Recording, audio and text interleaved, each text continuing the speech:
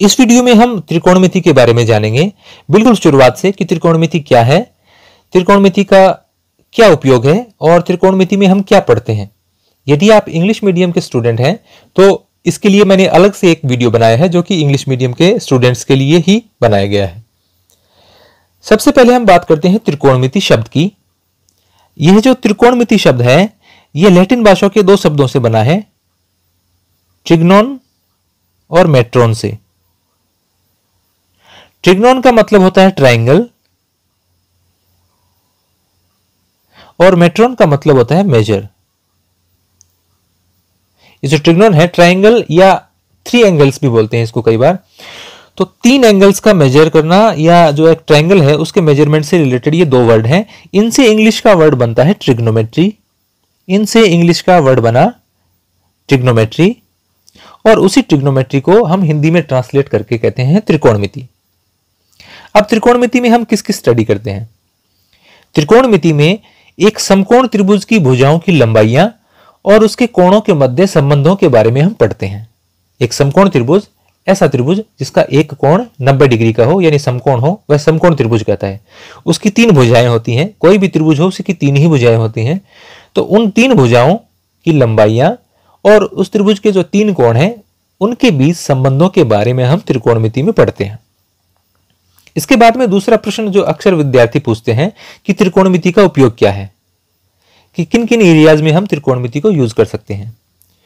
तो त्रिकोणमिति या trigonometry specially use होती है स्पेस प्रोग्राम्स में, जहां पर अंतरिक्ष कार्यक्रमों के लिए, रॉकेट को लॉन्च करने के लिए या किसी सैटेलाइट को लॉन्च करने के लिए उनकी लॉन्च स्पीड को कैलकुलेट किया जाता है त्रिकोणमिति के जो फंक्शंस हैं, त्रिकोणमितीय फलन हैं, उनकी सहायता से। या पृथ्वी से अन्य ग्रहों या उपग्रहों की दूरियों को निर्धारित करने में या कैलकुलेट करने में त्रिकोणमिति का उपयोग होता है। इसके अलावा आपने मॉडर्न डे आर्किटेक्चर में देखा होगा, जैसे आधुनिक जो आर्किटेक्चर है, भवन निर्माण कला है, उसमें आपने बहुत सी कांच की और स्टील की बनी हुई बिल्डिंग्स देखी होंगी, काफी ऊंची ऊंची, और उनमें अलग अलग घुमावदार तरीके से डिजाइन बनी होती हैं।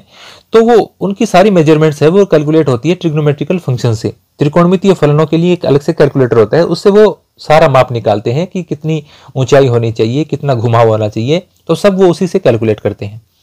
इसके अलावा डिजिटल इमेजिंग में जैसे आपने कई कैमरा के या फोन के ऐड देखे होंगे जिसमें बताया जाता है कि इसमें ऐसा बढ़िया कैमरा है कि आपकी जो इमेज आएगी वो बहुत ही शार्प और डिटेल्ड आएगी, तो उसमें भी त्रिकोणमितीय फलनों का उपयोग होता है। इसके अलावा वीडियो गेम डेवलपमेंट में भी इसका उपयोग किया जाता है। और चिकित्सा के क्षेत्र में यानी हेल्थ सेक्टर में हम बात करें तो जैसे MRI स्कैनिंग है, और जो ट्यूमर्स हैं डिटेक्ट करने के लिए, उनको जैसे गांठें होती हैं शरीर में कहीं पर किसी हिस्से में, उनको डिटेक्ट करने के लिए, या जो लेजर ट्रीटमेंट्स हैं उनको करने के लिए भी ट्रिग्नोमेट्री का यानी त्रिकोणमिति का उपयोग किया जाता है। अब हम बात करते हैं त्रिकोणमितीय अनुपातों की।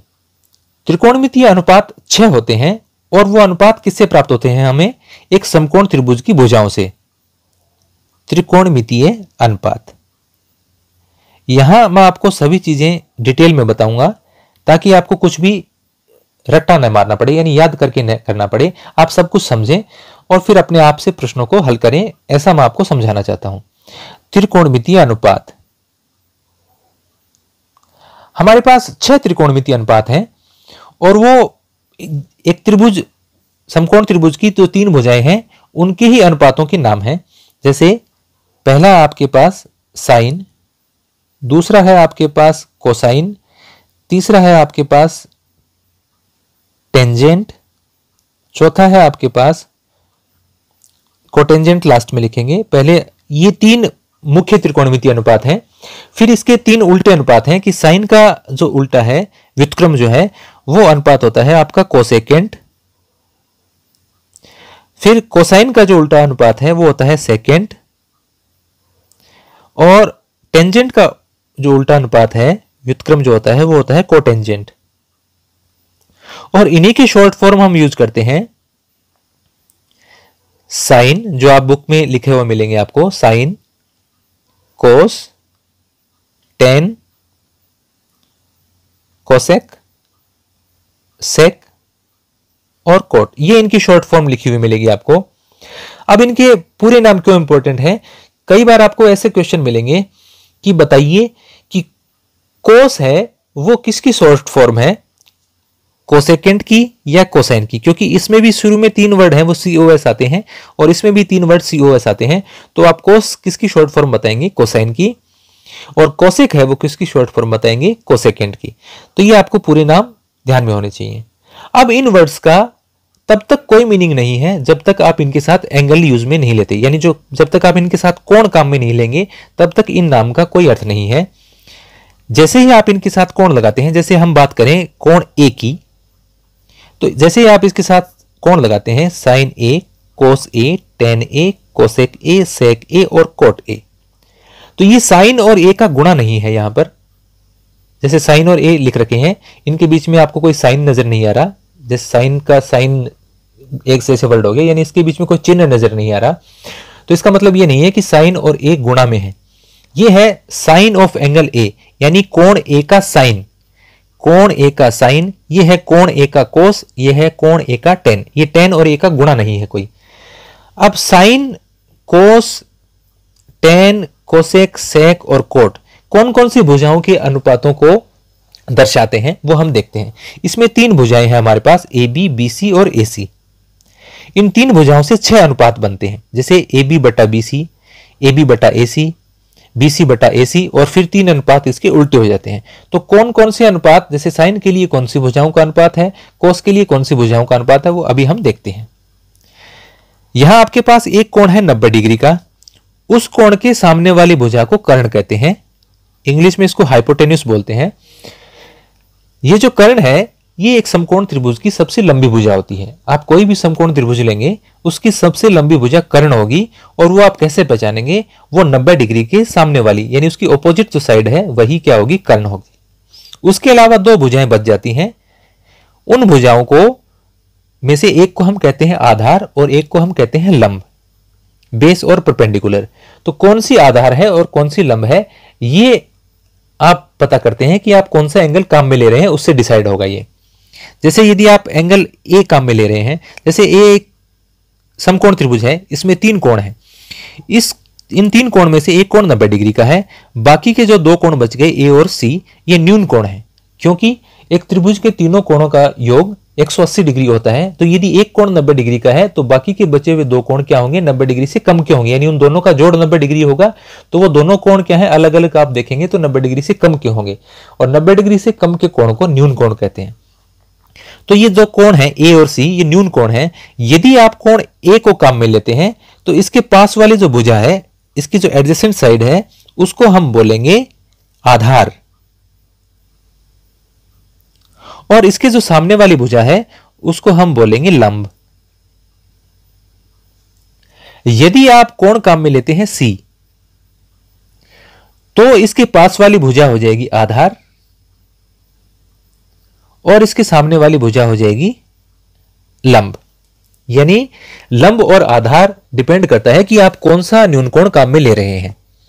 यदि आप ये न्यून कोण काम में ले रहे हैं, जो न्यून कोण आप काम में ले रहे हैं उसके पास वाली भुजा आधार होगी और उसके सामने वाली भुजा लंब होगी, ये बात आपको याद रखनी है। अब जैसे ये आपके पास है sine A, cos A, tan A, cosec A, sec A और कोट ए, इनको कौन कौन सी भुजाओं के अनुपात से लिखा जाता है। साइन है वो होगा आपका हमेशा लंब बटे कर्ण, साइन हमेशा आपका क्या होगा, लंब बटे कर्ण। इस केस में जैसे ये एक ट्रायंगल है ABC, इसमें यदि हम एंगल ए काम में लेते हैं तो ये हो गया आपका आधार और ये हो गया आपका लंब। तो लंब क्या हो गया आपका BC। जैसे मैं ये कट कर देता हूं क्योंकि हम एंगल के ए काम में ले रहे हैं, तो हम ये लिखे रहते हैं। तो एंगल ए काम में ले रहे हैं तो इसके पास वाली भुजा होगी आधार, इसके सामने वाली भुजा होगी लंब। तो साइन हमेशा होगा आपका लंब बटे कर्ण। कोस है वो हमेशा होगा आपका आधार बटे कर्ण, आधार बटे कर्ण। टेन है वो हमेशा होगा आपका लंब बटे आधार, यानी किसका अनुपात, जिस कोण को आप काम में ले रहे हैं उसके सामने वाली भुजा और उसके पास वाली भुजा का अनुपात क्या होता है, 10 होता है। तो 10a बराबर लंब बटे आधार। अब बाकी के जो 3 अनुपात हैं वो पहले वाले 3 अनुपातों के उल्टे होते हैं। साइन का उल्टा होता है कोसेक, तो ये लंब बटे कर्ण को क्या बन जाएगा इसके लिए, कर्ण बटे लंब।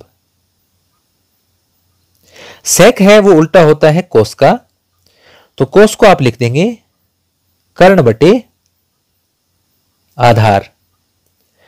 और टेन का उल्टा होता है कोट, तो कोट को आप लिख देंगे, ये लंब बटे आधार है तो ये हो जाएगा आधार बटे लंब। तो ये 6 त्रिकोणमितीय अनुपात हैं, साइन, कोस, टेन, कोसेक, सेक और कोट। तो इसमें हमने देखा कि कौन सी भुजाओं के अनुपात को ये रिप्रेजेंट करते हैं। साइन कौन सी 2 भुजाओं का अनुपात है, कोस किन 2 भुजाओं का अनुपात है, टेन किन 2 भुजाओं का अनुपात है, और बाकी के जो 3 हैं वो इसके उल्टे अनुपात होते हैं।